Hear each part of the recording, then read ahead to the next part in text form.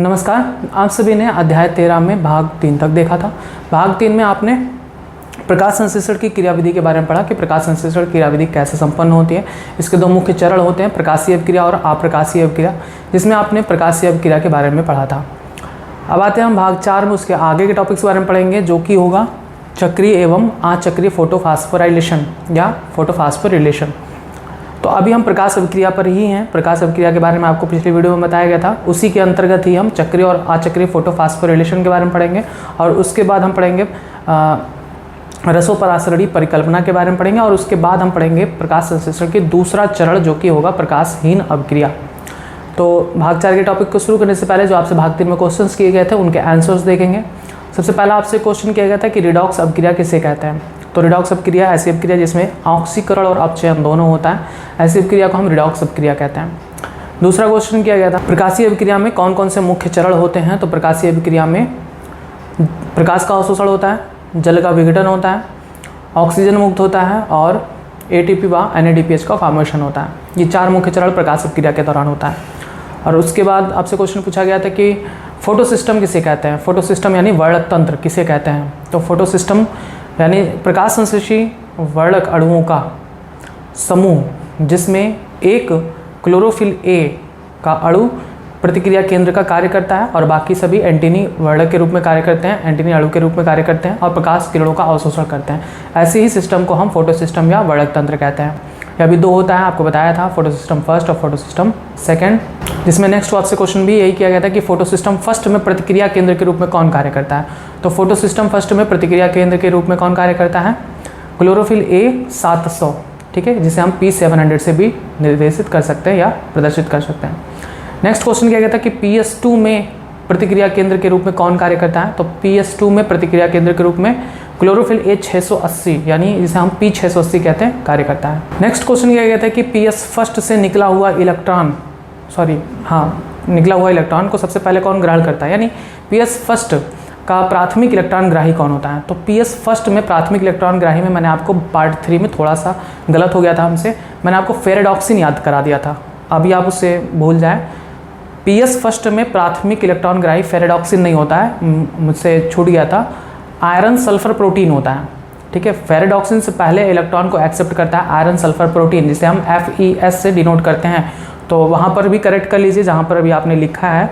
तो और फिर अभी आप याद करेंगे कि PS फर्स्ट का प्राथमिक इलेक्ट्रॉन ग्राही कौन होता है। तो PS फर्स्ट का प्राथमिक इलेक्ट्रॉन ग्राही होता है आयरन सल्फर प्रोटीन या आयरन सल्फर कह सकते हैं, आयरन सल्फर कॉम्प्लेक्स भी कह सकते हैं।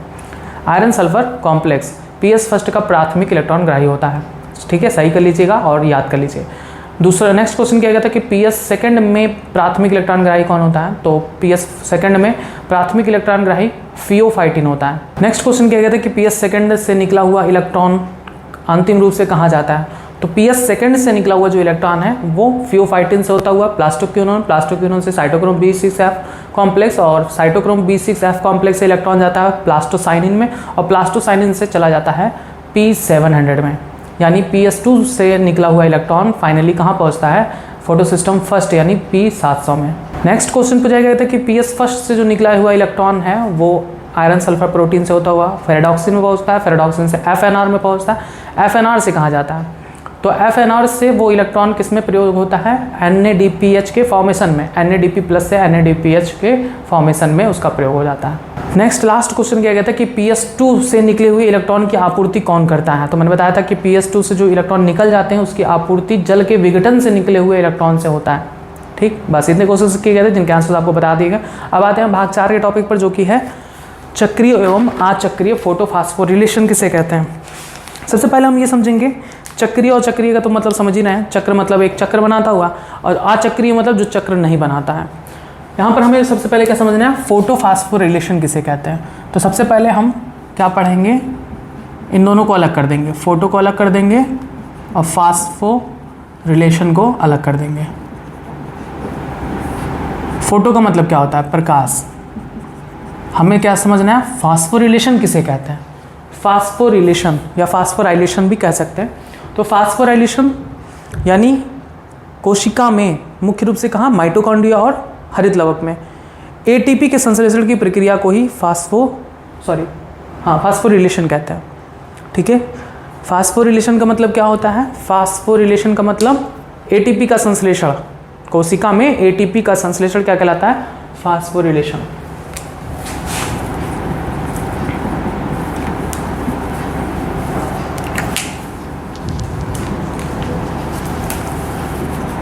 याद करिए, कोशिका में अभी याद करना है कि फास्फोरिलेशन किसे कहते हैं। कोशिका में किस जगह? मुख्य रूप से माइटोकॉन्ड्रिया में एटीपी का संश्लेषण होता है, और दूसरा कहाँ पर होता है? हरित लवक में। तो याद करेंगे, कोशिका में मुख्य रूप से माइटोकॉन्ड्रिया व हरित लवक में एटीपी के संश्लेषण के प्रक्रिया को फास्फोरिलेशन या फास्फोराइलेशन कहते हैं। याद हुआ फास्फोरिलेशन किसे कहते हैं? फास्फोरिलेशन किसे कहते हैं? कोशिका में एटीपी के निर्माण की प्रक्रिया, कोशिका में एटीपी के निर्माण की प्रक्रिया फास्फोरिलेशन कहलाती है। अब इसके आगे लगा है फोटोफास्फोरिलेशन, यानी फोटो शब्द लगाया तो फोटो का मतलब क्या हुआ? प्रकाश की उपस्थिति में एटीपी का निर्माण क्या कहलाता है? फोटोफास्फोराइलेशन। फोटोफास्फोराइलेशन, प्रकाश की उपस्थिति में कोशिका में एटीपी का बनना फोटोफास्फोरिलेशन कहलाता है। क्लियर हुआ? यानी क्या कह सकते हैं कि फोटोफास्फोरिलेशन किसे कहते हैं? तो फोटोफास्फोरिलेशन वह प्रक्रिया है जिसमें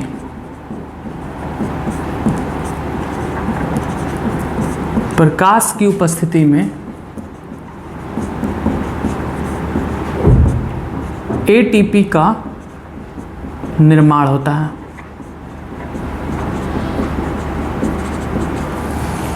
क्लियर है? प्रकाश की उपस्थिति में जब एटीपी का निर्माण होगा तो हम फोटोफास्फोरिलेशन कहते हैं। अगर फोटो हट गया तो फास्फोरिलेशन का मतलब कि एटीपी का निर्माण, सिर्फ एटीपी का निर्माण क्या कहलाएगा? फास्फोरिलेशन। अगर उसमें प्रकाश इन्वॉल्व है तब क्या कहलाएगा? फोटोफास्फोरिलेशन। क्लियर? हमें यही पढ़ना है, फोटोफास्फोरिलेशन किसे कहते हैं। फोटोफास्फोरिलेशन दो होते हैं, चक्रीय भी होता है और अचक्रीय होता है। तो हमें दोनों को पढ़ना है कि चक्रीय फोटोफास्फोरिलेशन किसे कहते हैं और अचक्रीय फोटोफास्फोरिलेशन किसे कहते हैं।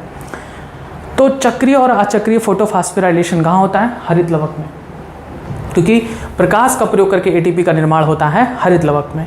माइटोकॉन्ड्रिया में एटीपी का निर्माण होता है श्वसन की प्रक्रिया के दौरान, तो आगे आपको बताया जाएगा नेक्स्ट चैप्टर में। अभी आपको हरित लवक में पढ़ना है कि हरित लवक में एटीपी का निर्माण कहाँ होता है। आप याद कर लीजिए कि कोशिका के किस कोशिकांग में एटीपी का निर्माण होता है। तो कोशिका के माइटोकॉन्ड्रिया और हरित लवक में एटीपी का निर्माण होता है। माइटोकॉन्ड्रिया में श्वसन के दौरान होता है, हरित लवक में फोटोसिंथेसिस के दौरान यानी प्रकाश संश्लेषण के दौरान एटीपी का निर्माण होता है। सबसे पहले हम पढ़ेंगे अचक्रीय फोटोफास्फोराइलेशन, चक्रीय को बाद में पढ़ेंगे। सबसे पहले हम क्या पढ़ेंगे? अचक्रीय फोटोफास्फोराइलेशन यानी नॉन साइक्लिक फोटोफास्फोराइलेशन। अचक्रीय फोटोफास्फोराइलेशन किसे कहते हैं? तो आपको कल बताया गया था इसके बारे में, जेड स्कीम के बारे में, वही है जेड स्कीम क्या कहलाता है? अचक्रीय फोटोफास्फोराइलेशन। आपको बताया गया था कि दो फोटो सिस्टम काम करते हैं। ग्रहणा की झिल्ली में दो फोटो सिस्टम काम करते हैं, पीएस सेकंड पहले और पीएस फर्स्ट बाद में। यानी हम पढ़ेंगे पहले किसको? अचक्रीय फास्फोरिलेशन। तो अचक्रीय फास्फोरिलेशन किसे कहते हैं? जब दो फोटो सिस्टम एक साथ कार्य करते हैं, जिसमें फोटो सिस्टम सेकंड पहले और फोटो सिस्टम फर्स्ट बाद में कार्य करता है, तब हम उसे अचक्रीय फोटोफास्फोराइलेशन कहते हैं।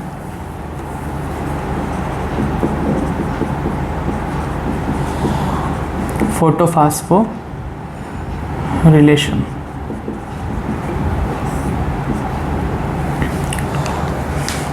अचक्रीय फोटोफास्फोराइलेशन किसे कहते हैं?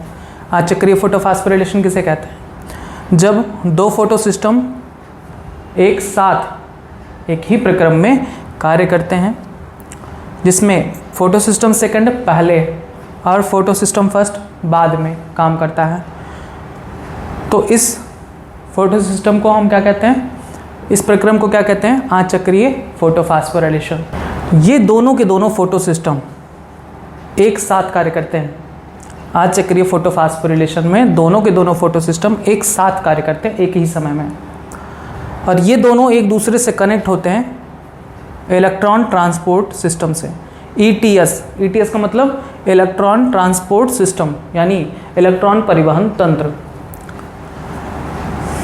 अचक्रीय फोटोफॉस्फोराइलेशन याद हुआ? अचक्रीय फोटोफॉस्फोराइलेशन किसे कहते हैं?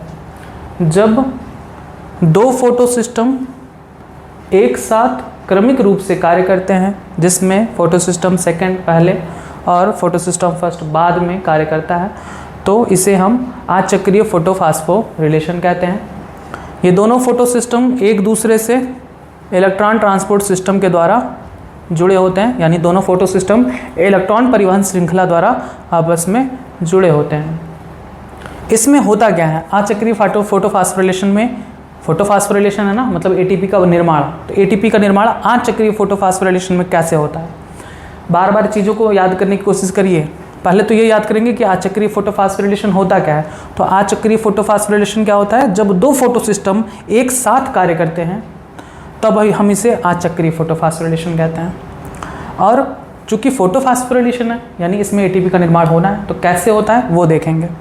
सबसे पहले P680 लाइट एनर्जी को एब्जॉर्ब करता है, यानी प्रकाश किरणों को अवशोषित करके उत्तेजित हो जाता है।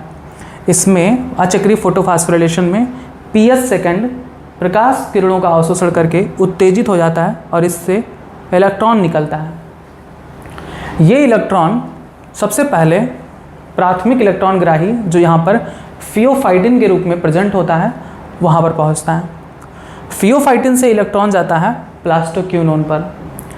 प्लास्टोक्यूनोन से इलेक्ट्रॉन ट्रांसफर होता है साइटोक्रोम B6F कॉम्प्लेक्स पे, और जब इलेक्ट्रॉन साइटोक्रोम B6F कॉम्प्लेक्स से आगे बढ़ता है तो ऐसा माना जाता है कि इस दौरान ADP और IP से ATP का निर्माण होता है।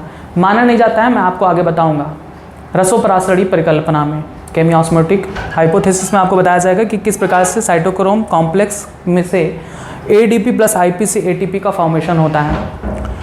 यहाँ पर आपको सिर्फ अभी यही याद करना है कि ऐसा माना जाता है, इस तरह से याद करना है कि ऐसा माना जाता है कि जब इलेक्ट्रॉन साइटोक्रोम कॉम्प्लेक्स से होकर गुजरता है तो ADP और IP से ATP का निर्माण होता है। इतना याद करना है। अभी आपने क्या देखा कि अचक्रीय फोटोफॉस्फोराइलेशन में क्या होता है? P680 प्रकाश किरणों का अवशोषण करके उत्तेजित हो जाती है और इससे इलेक्ट्रॉन इसके नाभिक से दूर चला जाता है, और वो इलेक्ट्रॉन सबसे पहले फियोफाइटिन के द्वारा पकड़ लिया जाता है और फिर उसे इलेक्ट्रॉन ट्रांसपोर्ट सिस्टम को भेज दिया जाता है। यानी फियोफाइटिन से इलेक्ट्रॉन चला जाता है प्लास्टोक्यूनोन में, प्लास्टोक्यूनोन से इलेक्ट्रॉन चला जाता है साइटोक्रोम B6F कॉम्प्लेक्स में, और फिर इलेक्ट्रॉन साइटोक्रोम B6F कॉम्प्लेक्स से चला जाता है प्लास्टोसाइनिन में, और प्लास्टोसाइनिन से इलेक्ट्रॉन चला जाता है फोटो सिस्टम फर्स्ट में P700 में। जिस दौरान P680 प्रकाश किरणों का अवशोषण कर रहा होता है, उसी दौरान P700 भी प्रकाश किरणों का अवशोषण कर रहा होता है। यानी जिस समय ये इलेक्ट्रॉन को उत्सर्जित करता है उसी समय यह भी इलेक्ट्रॉन को उत्सर्जित कर चुका होता है। जब तक ये इलेक्ट्रॉन आ रहा है तब तक इसका इलेक्ट्रॉन भी पहुंच चुका है कहीं और। समझ में आ रहा है? तो जब साथ में दोनों काम करते हैं, इस पे भी उसी समय लाइट पड़ता है, इस पे भी उसी समय लाइट पड़ता है, तो ये भी उत्तेजित होकर इलेक्ट्रॉन उत्सर्जित कर देते हैं, ये भी इलेक्ट्रॉन उत्सर्जित कर देते हैं। यानी जब तक इसका इलेक्ट्रॉन यहाँ पर पहुँचता है, इसका इलेक्ट्रॉन निकल चुका होता है, और इसका इलेक्ट्रॉन निकल कर कहाँ चला जाता है? सबसे पहले आयरन सल्फर कॉम्प्लेक्स में। यानी PS फर्स्ट का जो इलेक्ट्रॉन है वो सबसे पहले कौन ग्रहण करता है? Iron sulphur complex. तो अब जब इस प्रकाश किरणों का अवशोषण करके P700 उत्तेजित होकर अपना इलेक्ट्रॉन दे चुके होते हैं आयरन सल्फर कॉम्प्लेक्स को, तो इनके पास इलेक्ट्रॉन की कमी हो जाती है। अब जो इलेक्ट्रॉन यहाँ से आया है वो इलेक्ट्रॉन कहाँ चला जाता है? P700 के पास। यानी P700 की डिफिशियंसी पूरी हो जाती है। P700 की जो इलेक्ट्रॉन की कमी थी वो पूरी हो जाती है PS सेकंड से। समझ में आया? ये सब सीरीज वाइज आपको याद करना होगा। जिस समय ये इलेक्ट्रॉन को उत्सर्जित करते हैं उसी समय ये भी तो प्रकाश का अवशोषण करते हैं। दोनों एक साथ प्रकाश का अवशोषण करते हैं और दोनों एक साथ इलेक्ट्रॉन को उत्सर्जित कर देते हैं। अब ये इलेक्ट्रॉन को उत्सर्जित कर दिए तो इनके पास इलेक्ट्रॉन की कमी हो गई। इस इलेक्ट्रॉन की कमी कौन पूरा करता है? ये, क्योंकि यहाँ से इलेक्ट्रॉन आता है और चला जाता है इनके पास, तो इनके पास तो इलेक्ट्रॉन हो गया, लेकिन अब इनका जो इलेक्ट्रॉन निकल गया है, अब इनके इलेक्ट्रॉन की कमी कैसे पूरी हो? तो इसके लिए ल्यूमेन में यानी कि थैलाकॉइड मेम्ब्रेन के अंदर जल का विघटन होता है, जिसे हम फोटोलाइसिस ऑफ वाटर कहते हैं। जल का विघटन होता है, 4 जल के अणु टूटते हैं 4 हाइड्रोजन आयन में और 4 हाइड्रोक्साइड आयन में। तो 4H2O split into 4H plus plus 4OH negative, 4OH negative converted into 4OH and 4 electron. ये जो 4 इलेक्ट्रॉन है वो 4 इलेक्ट्रॉन कहाँ चला जाता है? PS सेकेंड में। इस तरह से PS सेकेंड को भी इलेक्ट्रॉन मिलता रहता है, ठीक है। और जो 4OH है वो कन्वर्ट हो जाता है 2 जल के अणु में और ऑक्सीजन में, और इसी दौरान ऑक्सीजन गैस भी मुक्त होती है प्रकाश संश्लेषण की क्रिया में। समझ में आया? इसीलिए कहते हैं कि हरे पौधे ऑक्सीजन का उत्सर्जन करते हैं, क्योंकि उनमें ऑक्सीजन दिन के समय में बहुत बनता रहता है, रात में उल्टा हो जाता है, ऑक्सीजन नहीं बनता। इसीलिए कहते हैं कि रात में पेड़ के नीचे नहीं सोना चाहिए। दिन के समय पौधे ऑक्सीजन का उत्सर्जन करते हैं, क्योंकि प्रकाश संश्लेषण के दौरान ऑक्सीजन गैस का निर्माण होता है। क्लियर है ये सारी चीज़ें? अब ध्यान से सुनिएगा। अब जो इलेक्ट्रॉन P700 से निकलता है वो इलेक्ट्रॉन चला जाता है सबसे पहले आयरन सल्फर प्रोटीन या कॉम्प्लेक्स के पास। फिर ये इलेक्ट्रॉन चला जाता है फेरेडॉक्सिन के पास, FD मतलब फेरेडॉक्सिन, जहाँ पर हमने आपको भाग 3 में बोल दिया था कि ये प्राथमिक इलेक्ट्रॉन ग्राही होता है, लेकिन वो गलत मैंने बता दिया था आपसे, वो मेरा मिस्टेक था, आप उसको सही करेंगे। फेरेडॉक्सिन प्राथमिक इलेक्ट्रॉन ग्राही नहीं होता PS फर्स्ट का। कौन होता है? आयरन सल्फर कॉम्प्लेक्स होता है प्राथमिक इलेक्ट्रॉन ग्राही PS फर्स्ट का। तो सबसे पहले आयरन सल्फर कॉम्प्लेक्स इलेक्ट्रॉन को ग्रहण करते हैं और फिर इलेक्ट्रॉन को ये भेज देते हैं फेरेडॉक्सिन को। फेरेडॉक्सिन से इलेक्ट्रॉन चला जाता है FNR को। FNR का मतलब होता है फ्लैवोप्रोटीन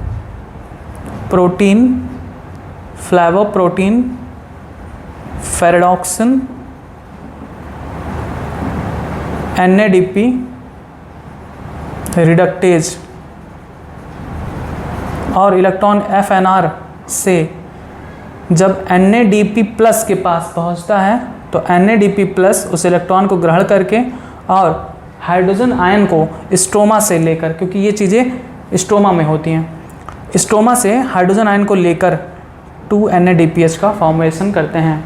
यानी आपने देखा कि during the transportation of electron through cytochrome B6F complex ATP is formed.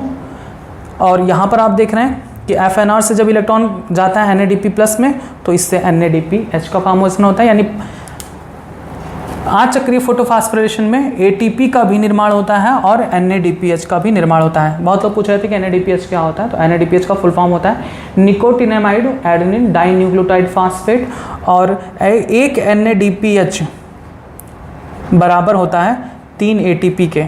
ये भी याद रखेंगे कि एक NADPH बराबर कितना ATP होता है? 3 ATP। क्लियर है? एक NADPH बराबर 3 ATP, यानी उच्च ऊर्जा अणु यहाँ पर बनता है। ये NADPH उच्च ऊर्जा अणु है, क्योंकि एक NADPH से 3 ATP का फॉर्मेशन होता है। क्लियर है? आचक्रीय फोटोफॉस्फोरिलेशन कहते हैं। किसे कहते हैं? आचक्रीय क्यों कहते हैं? क्योंकि आचक्रीय फोटोफॉस्फोरिलेशन में जो पहले इलेक्ट्रॉन जो निकलता है वो इलेक्ट्रॉन वापस नहीं आता, वो इलेक्ट्रॉन कहाँ चला जाता है? PS फर्स्ट में। जो इलेक्ट्रॉन PS सेकंड से निकलता है वो वापस PS सेकंड में नहीं आता, PS फर्स्ट में चला जाता है। तो इससे एक चक्र नहीं बन पाता। चक्र किसे कहते हैं? एक जगह से निकले फिर उसी जगह पर पहुंच गए, तो इसे कहते हैं चक्र। तो यहाँ पर जो इलेक्ट्रॉन निकला है वो इलेक्ट्रॉन इसके वहीं पर नहीं पहुंच पाता, कहाँ पहुंच जाता है? दूसरी जगह पहुंच जाता है, तो चक्र पूरा नहीं हो पाता। इसलिए हम इसे क्या कहते हैं? अचक्रीय फोटोफॉस्फोरिलेशन। क्लियर है? जो इलेक्ट्रॉन PS सेकंड से निकलता है वो वापस PS सेकंड में ना पहुंचकर PS फर्स्ट में चला जाता है, इसीलिए हम इसे अचक्रीय फोटोफॉस्फोरिलेशन कहते हैं। ठीक, क्या क्या आपने पढ़ा अचक्रीय फोटोफॉस्फोरिलेशन में कि अचक्रीय फोटोफॉस्फोरिलेशन किसे कहते हैं? जब दो फोटो सिस्टम एक साथ क्रमिक रूप से कार्य करते हैं, जिसमें PS सेकंड पहले और PS फर्स्ट बाद में कार्य करता है, इसे हम अचक्रीय फोटोफॉस्फोरिलेशन कहते हैं। इसमें होता क्या है? पहले तो ये भी जानेंगे कि दोनों फोटो सिस्टम एक दूसरे से इलेक्ट्रॉन ट्रांसपोर्ट सिस्टम के द्वारा जुड़े होते हैं। इसमें P680 यानी फोटो सिस्टम सेकंड प्रकाश किरणों को अवशोषित करके उत्तेजित हो जाते हैं जिससे इसका इलेक्ट्रॉन नाभिक से दूर चला जाता है और इस इलेक्ट्रॉन को सबसे पहले फियोफाइटिन ग्रहण करते हैं। फियोफाइटिन इसलिए प्राथमिक इलेक्ट्रॉन ग्राही कहलाते हैं PS सेकंड का। और इलेक्ट्रॉन फियोफाइटिन से होकर प्लास्टोक्यूनोन में जाते हैं, प्लास्टोक्यूनोन से इलेक्ट्रॉन साइटोक्रोम B6F कॉम्प्लेक्स में जाते हैं। माना जाता है कि इस दौरान ADP से ATP का निर्माण होता है। फिर इलेक्ट्रॉन साइटोक्रोम B6F कॉम्प्लेक्स से होकर प्लास्टोसाइनिन में जाते हैं, प्लास्टोसाइनिन से इलेक्ट्रॉन चले जाते हैं PS फर्स्ट में। यानी ये जो इलेक्ट्रॉन है वो वापस PS सेकंड में नहीं पहुंच पाता, कहाँ चला जाता है? PS फर्स्ट में। तो PS फर्स्ट तभी इलेक्ट्रॉन को ग्रहण करेंगे जब इनका इलेक्ट्रॉन, इसमें कमी होगी, इलेक्ट्रॉन की कमी होगी, तभी तो इलेक्ट्रॉन को लेंगे। जब इनके पास इलेक्ट्रॉन पूर्ण है तो इलेक्ट्रॉन को नहीं ले सकते हैं। तो इलेक्ट्रॉन की कमी इनमें कैसे होती है? तो जिस दौरान ये प्रकाश किरणों का अवशोषण करते हैं उसी दौरान यह भी प्रकाश का किरणों का अवशोषण करते हैं और ये भी उत्तेजित होकर अपना इलेक्ट्रॉन किसी और को दे देते हैं। इस वजह से इनके पास इलेक्ट्रॉन की कमी हो जाती है, जो ये यहाँ से आने वाला इलेक्ट्रॉन इस कमी को पूरा कर देता है। और इसका जो इलेक्ट्रॉन है वो इलेक्ट्रॉन आयरन सल्फर ग्रहण करता है सबसे पहले, इसलिए आयरन सल्फर PS फर्स्ट का प्राथमिक इलेक्ट्रॉन ग्राही माना जाता है। और फिर यहाँ से इलेक्ट्रॉन चला जाता है फेरेडॉक्सिन में, फेरेडॉक्सिन से FNR में। FNR का फुल फॉर्म होता है फ्लावोप्रोटीन फेरेडॉक्सिन NADP रिडक्टेज। ये एक एंजाइम है जो कि हेल्प करता है NADP प्लस को NADPH के बनने में। इलेक्ट्रॉन का प्रयोग NADP प्लस करता है और ये 2 NADPH का फॉर्मेशन होता है। अब जो इलेक्ट्रॉन यहाँ पर कमी हुई थी वो तो यहाँ से पूरी हो जाती है, PS सेकंड से आए हुए इलेक्ट्रॉन से पूरी होती है। लेकिन जो PS सेकंड से इलेक्ट्रॉन निकल चुका है इसकी कमी कैसे पूरी होती है? तो इसके लिए होता है फोटोलाइसिस ऑफ वाटर, जल का विघटन होता है। 4 जल के अणु टूटकर 4 हाइड्रोजन आयन और 4 हाइड्रोक्साइड आयन बनाते हैं। इसमें से 4 हाइड्रोक्साइड आयन 4 OH और 4 इलेक्ट्रॉन बनाता है। ये जो 4 इलेक्ट्रॉन है वो फिर से PS सेकंड में चला जाता है। अब क्यों 4 इलेक्ट्रॉन बनाए हैं अब उसको समझेंगे। पहले तो ये भी जान लीजिए कि फिर जो 4OH है उससे ऑक्सीजन गैस का निर्माण होता है, यानी during the non cyclic photophosphorylation oxygen gas is released. अब हम ये समझें कि यहाँ पर 4 इलेक्ट्रॉन क्यों लिखे हैं, ध्यान से समझेंगे। मिटा देते हैं इन सभी चीज़ को। 4 फोटॉन आपको याद करा दिए हैं, 4 इलेक्ट्रॉन भी याद करा दिए, मिटा देते हैं। P680 से 1 इलेक्ट्रॉन निकलने के लिए 1 फोटॉन चाहिए होता है और जिस दौरान इसमें से इलेक्ट्रॉन निकलने के लिए 1 फोटॉन चाहिए उसी दौरान इसमें से भी 1 इलेक्ट्रॉन के निकलने के लिए, एक सिंगल इलेक्ट्रॉन के निकलने के लिए 1 फोटॉन की आवश्यकता होती है। चूंकि दोनों साथ में काम करते हैं ना, तो जैसे 1 फोटॉन इसको मिला, इसको भी उसी दौरान 1 फोटॉन इसको भी मिलता है, तभी इसमें से 1 इलेक्ट्रॉन निकलेगा और इसमें से 1 इलेक्ट्रॉन निकलेगा। यानी नॉन साइक्लिक यानी अचक्रीय फोटोफॉस्फोरिलेशन में 1 इलेक्ट्रॉन निकलने के लिए 2 फोटॉन की आवश्यकता होती है, एक PS सेकंड का और एक PS फर्स्ट को। ठीक है, 2 फोटॉन की आवश्यकता होती है। और आपको पता है कि 4 इलेक्ट्रॉन टोटल निकलते हैं, 4 इलेक्ट्रॉन निकलते हैं। तो 4 इलेक्ट्रॉन निकलने के लिए इसमें क्या चाहिए? 4 फोटॉन चाहिए। 4 इलेक्ट्रॉन यहाँ से निकलने के लिए कितना चाहिए? 4 फोटॉन चाहिए। और तब जाकर ये एक साइकिल कंप्लीट होता है और इससे हम अचक्रीय फोटोफॉस्फोरिलेशन कहते हैं, जिसमें एक ATP और 2 NADPH का फॉर्मेशन होता है। अब आपसे अगर कोई पूछे कि PS सेकंड में 4 इलेक्ट्रॉन के निकलने के लिए कुल कितने फोटॉन की आवश्यकता होती है, तो आप ये मत सोचिएगा कि 4 इलेक्ट्रॉन को निकलने के लिए 4 फोटॉन की ही आवश्यकता होती है। नहीं, इलेक्ट्रॉन तो तभी निकलेंगे जब वो इलेक्ट्रॉन इनके पास जाएंगे, और इनके पास इलेक्ट्रॉन तभी जाएंगे जब ये अपना इलेक्ट्रॉन किसी और को दे चुके होंगे। तो इनसे भी इलेक्ट्रॉन निकलने के लिए उस समय फोटॉन चाहिए होता है। यानी 4 इलेक्ट्रॉन यहाँ से निकलने के लिए 4 फोटॉन इधर चाहिए और 4 फोटॉन इधर चाहिए। यानी PS सेकंड से 4 इलेक्ट्रॉन के उत्सर्जन के लिए कुल कितने फोटॉन चाहिए?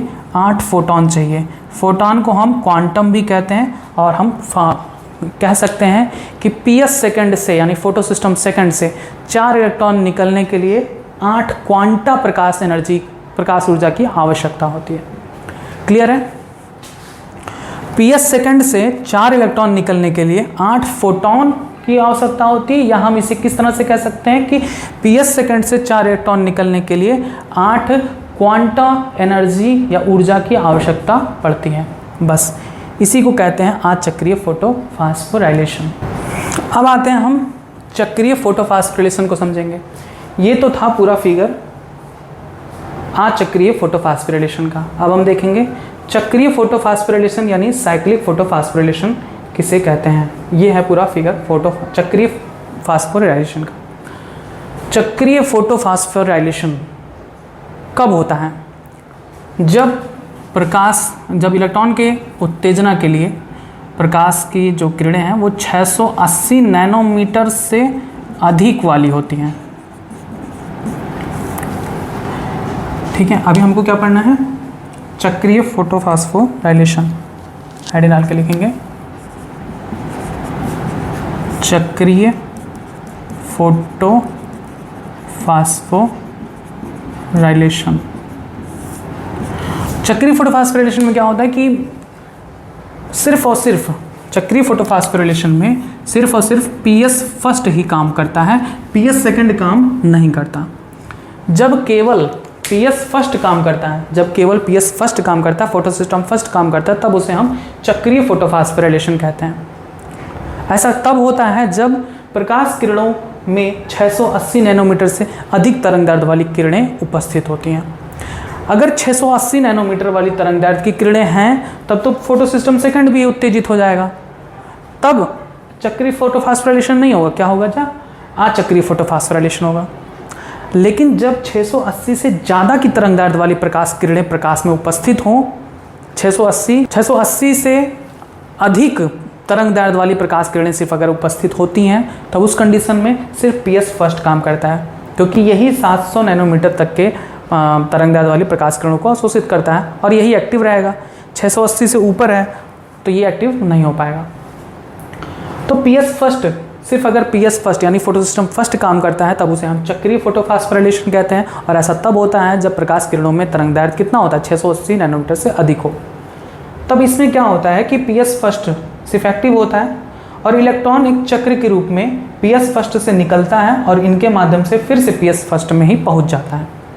यानी इलेक्ट्रॉन का कहीं पर एक एंड नहीं होता, वो जहाँ से निकला है वहीं पर पहुंच जाता है। तो इससे क्या बन जाता है? एक चक्र बन जाता है। पीएस फर्स्ट से निकला है, आयरन सल्फर प्रोटीन में पहुंचा, फिर ये इलेक्ट्रॉन फेरेडॉक्सिन में पहुंचा, फिर ये इलेक्ट्रॉन फेरेडॉक्सिन से प्लास्टोक्विनोन में पहुंचता है, फिर ये इलेक्ट्रॉन प्लास्टोक्विनोन से साइटोक्रोम B6F कॉम्प्लेक्स में पहुंचता है और फिर यहाँ से इलेक्ट्रॉन चला जाता है प्लास्टोसाइनिन में और फिर प्लास्टोसाइनिन से इलेक्ट्रॉन चला जाता है P700 में। यानी P700 से निकला और P700 में पहुँच गया। तो इससे क्या बन गया? एक चक्र बन गया। इसीलिए इसे हम क्या कहते हैं? चक्रीय फोटोफॉस्फोराइलेशन।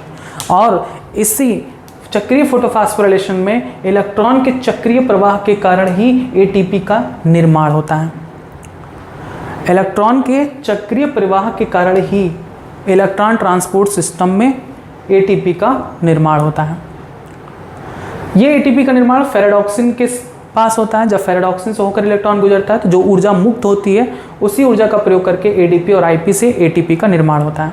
और फिर इलेक्ट्रॉन जब साइटोक्रोम B6F कॉम्प्लेक्स से होकर गुजरता है तब वहाँ पर जो ऊर्जा मुक्त होती है उससे एडीपी और एडीपी से एटीपी का निर्माण होता है।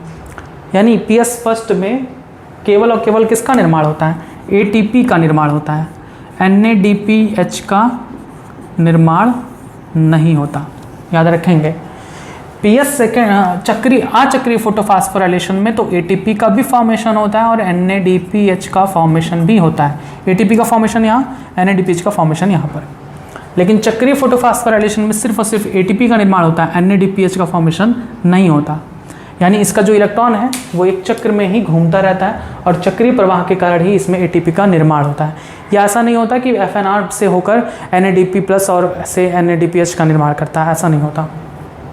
अब इस प्रक्रिया में चूंकि इलेक्ट्रॉन की कमी है ही नहीं, इलेक्ट्रॉन निकला फिर वहीं पर पहुंच गया, यानी इसके इलेक्ट्रॉन की पूर्ति के लिए कोई भी जल का विघटन भी नहीं होता। यानी चक्रीय फोटोफॉस्फोराइलेशन में जल का विघटन नहीं होता। प्रकाश का अवशोषण होता है लेकिन जल का विघटन नहीं होता। जब जल का विघटन नहीं होता तो ऑक्सीजन भी मुक्त नहीं होती। यानी चक्रीय फोटोफॉस्फोराइलेशन में ऑक्सीजन गैस भी मुक्त नहीं होती। क्लियर है सारी बातें? तो ये था आपका चक्रीय फोटोफॉस्फोराइलेशन। मुझे उम्मीद है कि आपको पूरी तरीके से समझ में आया है। टॉपिक बहुत इंपॉर्टेंट है, बार बार इसको पढ़िए, खूब सारे क्वेश्चंस पूछे जाते हैं। और जो मैंने आपको थोड़ा सा इनकरेक्ट बोल दिया था पिछले वीडियो में उसको सही कर लेंगे कि पीएस फर्स्ट का जो प्राथमिक इलेक्ट्रॉन ग्राही होता है वो कौन होता है? आयरन सल्फर प्रोटीन, ना कि फेरेडॉक्सिन। ठीक, ये था अचक्रीय और चक्रीय फोटोफॉस्फोराइलेशन की प्रक्रिया। अब इसमें आप हेडिंग डाल के नोट करेंगे, हेडिंग डालेंगे कि चक्रीय एवं अचक्रीय फोटोफॉस्फोराइलेशन और इसमें लिखेंगे कोशिका में माइटोकॉन्ड्रिया व हरित लवक में एटीपी के संश्लेषण की प्रक्रिया को फास्फोरिलेशन कहते हैं। फोटोफॉस्फोरिलेशन वह प्रक्रिया है जिसमें प्रकाश की उपस्थिति में एटीपी का निर्माण होता है। अब इसमें पहला आप हेडिंग डालेंगे अचक्रीय फोटोफॉस्फोरिलेशन। लिखेंगे जब दो फोटो सिस्टम क्रमिक रूप से कार्य करते हैं, जिसमें फोटो सिस्टम सेकंड पहले और फोटो सिस्टम फर्स्ट बाद में कार्य करता है, तो इसे अचक्रीय फोटोफॉस्फोराइलेशन कहते हैं। आगे लिखेंगे ये दोनों फोटो सिस्टम एक दूसरे से इलेक्ट्रॉन परिवहन श्रृंखला से जुड़े होते हैं। आगे लिखेंगे इसमें PS सेकंड प्रकाश किरणों का अवशोषण करके उत्तेजित अवस्था में आ जाता है और इलेक्ट्रॉन उत्सर्जित कर ऑक्सीकृत हो जाता है। आगे लिखेंगे 8 क्वांटा ऊर्जा दिए जाने पर या 8 फोटॉन ऊर्जा दिए जाने पर PS सेकंड 4 इलेक्ट्रॉन का उत्सर्जन करता है। आगे लिखेंगे ऑक्सीकृत PS2 OH निगेटिव से 4 इलेक्ट्रॉन लेकर पुनः अपचयित हो जाता है। इस क्रिया में जल का विघटन H+ और OH निगेटिव में प्रकाश की उपस्थिति में होता है, इसलिए इसे हम फोटोलाइसिस ऑफ वाटर यानी जल का प्रकाशीय विघटन कहते हैं। इस दौरान ऑक्सीजन गैस मुक्त होती है। इसे हम निम्न प्रकार से दर्शा सकते हैं, आप इसको नोट करेंगे 4H2O gives 4H plus 4OH negative, 4OH negative gives 4OH plus 4 electron, 4OH gives 2H2O plus O2 gas. आगे लिखेंगे जल के प्रकाशीय विघटन में मुक्त हाइड्रोजन आयन यानी जिसे हम प्रोटॉन कह सकते हैं, हाइड्रोजन आयन का उपयोग ऑक्सीकृत NADP+ को NADPH में अपचयित करने में किया जाता है। यानी जो जल के विघटन से जो हाइड्रोजन आयन निकलता है वो स्ट्रोमा में पहुंचता रहता है और फिर स्ट्रोमा से इसका प्रयोग होता है NADP+ को NADPH में कन्वर्ट करने के लिए। नेक्स्ट लाइन से लिखेंगे कि PS2 से उत्सर्जित इलेक्ट्रॉन वापस नहीं लौटते बल्कि प्राथमिक इलेक्ट्रॉन ग्राही फियोफाइटिन द्वारा ग्रहण किए जाते हैं। आगे लिखेंगे फियोफाइटिन से इलेक्ट्रॉन प्लास्टोक्यूनोन में जाता है और प्लास्टोक्यूनोन से साइटोक्रोम B6F कॉम्प्लेक्स में जाता है और फिर इलेक्ट्रॉन साइटोक्रोम B6F कॉम्प्लेक्स से प्लास्टोसाइनिन में चला जाता है। प्लास्टोसाइनिन से इलेक्ट्रॉन फोटो सिस्टम फर्स्ट द्वारा या क्लोरोफिल A700 द्वारा ग्रहण कर लिया जाता है। आगे लिखेंगे PS फर्स्ट इलेक्ट्रॉन को तभी ग्रहण करता है जब यह भी प्रकाश किरणों का अवशोषण करके उत्तेजित होकर अपना इलेक्ट्रॉन उत्सर्जित करके ऑक्सीकृत अवस्था में आ जाते हैं। यानी जब ये ऑक्सीकृत अवस्था में होंगे यानी इसमें इलेक्ट्रॉन की कमी होगी तभी ये इलेक्ट्रॉन को ग्रहण करते हैं। तो आपने लिखा कि PS फर्स्ट इलेक्ट्रॉन को तभी ग्रहण करता है जब यह प्रकाश किरणों का अवशोषण करके उत्तेजित होकर अपना इलेक्ट्रॉन प्राथमिक इलेक्ट्रॉन ग्राही को स्थानांतरित कर देता है और खुद ऑक्सीकृत हो जाता है। आगे लिखेंगे PS फर्स्ट से निकला हुआ इलेक्ट्रॉन प्राथमिक इलेक्ट्रॉन ग्राही आयरन सल्फर प्रोटीन को के द्वारा ग्रहण कर लिया जाता है। यहाँ से इलेक्ट्रॉन फेरिडॉक्सिन में जाता है और फेरिडॉक्सिन से ये इलेक्ट्रॉन FNR यानी आप आगे लिखेंगे इसमें फ्लैवोप्रोटीन फेरिडॉक्सिन NADP रिडक्टेज को स्थानांतरित हो जाता है। आगे लिखेंगे अपचयित FNR से NADP+ हाइड्रोजन आयन को ग्रहण करके NADPH में अपचयित हो जाता है। लास्ट लाइन लिखेंगे कि अचक्रीय फोटोफॉस्फोराइलेशन में साइटोक्रोम B6F कॉम्प्लेक्स से इलेक्ट्रॉन के स्थानांतरण के दौरान मुक्त ऊर्जा का प्रयोग, यहाँ पर जब इलेक्ट्रॉन साइटोक्रोम B6F कॉम्प्लेक्स होकर गुजरता है तो ऊर्जा मुक्त होती है। उस मुक्त ऊर्जा का प्रयोग ADP और IP के द्वारा किया जाता है जिससे ATP का निर्माण होता है। तो आप लिखेंगे कि अचक्रीय फोटोफॉस्फोराइलेशन में इलेक्ट्रॉन के साइटोक्रोम B6F कॉम्प्लेक्स से स्थानांतरण के दौरान मुक्त ऊर्जा का प्रयोग ADP और अकार्बनिक फास्फेट से ATP के निर्माण में किया जाता है। अब आप हेडिंग डालेंगे नेक्स्ट लाइन से ये फोटो आप बना लेंगे या पूरा फिगर बना लेंगे अचक्रीय फोटोफॉस्फोराइलेशन में और इसके बाद अगले लाइन से लिखेंगे चक्रीय फोटोफॉस्फोराइलेशन को यानी साइक्लिक फोटोफॉस्फोराइलेशन। इसमें लिखेंगे कि जब केवल फोटो सिस्टम फर्स्ट ही क्रियाशील होता है तब इलेक्ट्रॉन फोटो सिस्टम फर्स्ट में ही घूमता रहता है और फोटोफॉस्फोराइलेशन इलेक्ट्रॉन के चक्रीय प्रवाह के कारण होता है। यानी एटीपी का निर्माण इलेक्ट्रॉन के चक्रीय प्रवाह के कारण होता है। फोटोफॉस्फोराइलेशन का मतलब क्या है? प्रकाश की उपस्थिति में एटीपी का निर्माण। तो वही लिख पाया हूँ कि फोटोफॉस्फोराइलेशन इलेक्ट्रॉन के चक्रीय प्रवाह के कारण होता रहता है। लिखेंगे उत्तेजित इलेक्ट्रॉन NADP+ में स्थानांतरित नहीं होता, बल्कि वापस PS फर्स्ट में इलेक्ट्रॉन परिवहन श्रृंखला द्वारा चक्रीय रूप से घूमता रहता है। अतः चक्रीय फोटोफॉस्फोराइलेशन में केवल ATP का निर्माण होता है, NADPH का निर्माण नहीं होता। अगली लाइन्स लिखेंगे कि चक्रीय फोटोफॉस्फोराइलेशन तभी होता है जब उत्तेजना के लिए प्रकाश का तरंगदैर्घ्य 680 नैनोमीटर से अधिक होता है। अगले लाइन से लिखेंगे चक्रीय फोटोफॉस्फोराइलेशन में PS फर्स्ट से मुक्त उच्च ऊर्जा वाला इलेक्ट्रॉन आयरन सल्फर से होता हुआ फेरेडॉक्सिन, फेरेडॉक्सिन से प्लास्टोक्विनोन से होता हुआ साइटोक्रोम B6F कॉम्प्लेक्स से प्लास्टोसाइनिन और प्लास्टोसाइनिन से वापस पुनः PS फर्स्ट को वापस आ जाता है। लिखेंगे इसमें H2O का विघटन नहीं होता है, यानी फोटोलाइसिस ऑफ वाटर नहीं होता, ऑक्सीजन गैस भी मुक्त नहीं होती, और लिखेंगे NADPH का निर्माण भी नहीं होता। केवल इलेक्ट्रॉन स्थानांतरण के दौरान फेरेडॉक्सिन और साइटोक्रोम B6F कॉम्प्लेक्स में मुक्त ऊर्जा का प्रयोग ADP और अकार्बनिक फास्फेट से ATP के निर्माण में होता है। बस ये था आपका अचक्रीय और चक्रीय फोटोफॉस्फोराइलेशन। उम्मीद है कि आपको समझ में आ गया कि अचक्रीय फोटोफॉस्फोराइलेशन में क्या होता है, चक्रीय फोटोफॉस्फोराइलेशन में क्या होता है। मुख्य बातें जो आपको याद रखनी है वो ये कि अचक्रीय फोटोफॉस्फोराइलेशन में जल का विघटन होता है, ऑक्सीजन गैस मुक्त होती है, लेकिन चक्रीय फोटोफॉस्फोराइलेशन में जल का विघटन नहीं होता, ऑक्सीजन गैस भी मुक्त नहीं होती। दूसरा आपको याद रखना है कि इसमें ATP का निर्माण होता है और NADPH का निर्माण होता है, लेकिन चक्रीय फोटोफॉस्फोराइलेशन में ATP का ही निर्माण होता है, NADPH का निर्माण नहीं होता। ये सब कुछ डिफरेंसेस हैं, आपको याद रखने होंगे। बस ये था आज का टॉपिक भाग 4 में, जो कि आपको बताया गया चक्रीय और अचक्रीय फोटोफॉस्फोराइलेशन के बारे में। अब इसके बाद जो होगा उसमें आपको बताया जाएगा रसोपरासड़ी परिकल्पना के बारे में, बताया जाएगा कि आखिर क्या होता है कि साइटोक्रोम B6F कॉम्प्लेक्स से जब होकर इलेक्ट्रॉन गुजरता है तो ATP का निर्माण होता है। ठीक है, तो अब कुछ क्वेश्चंस हैं इस टॉपिक से जिसके आंसर आपको देने हैं, आप कमेंट बॉक्स में जरूर दिया करिए। पहला क्वेश्चन, फोटोफॉस्फोराइलेशन किसे कहते हैं? दूसरा, अचक्रीय फोटोफॉस्फोराइलेशन में PS2 से 4 इलेक्ट्रॉन के उत्सर्जन के लिए कितने क्वांटा ऊर्जा की आवश्यकता होती है? नेक्स्ट क्वेश्चन कि फोटो सिस्टम सेकंड से 1 इलेक्ट्रॉन के उत्सर्जन के लिए कितने क्वांटा ऊर्जा की आवश्यकता होती है? नेक्स्ट, NADP+ से NADPH के फॉर्मेशन में हाइड्रोजन आयन का प्रयोग होता है, वो कहाँ से आता है? नेक्स्ट, अचक्रीय फोटोफॉस्फोराइलेशन में ATP का निर्माण इलेक्ट्रॉन के स्थानांतरण में किस जगह पर होता है? नेक्स्ट, ATP और NADPH का निर्माण, ATP और NADPH दोनों का निर्माण किस प्रकार के फोटोफॉस्फोराइलेशन प्रक्रिया में होता है? बस इतने क्वेश्चंस हैं जिनके आंसर्स आपको कमेंट बॉक्स में देने हैं, और आगे जो भी टॉपिक होगा वो आपको जल्दी प्रोवाइड कराया जाएगा। तब तक आप जुड़े रहें बायोलॉजी हिंदी चैनल के साथ। धन्यवाद।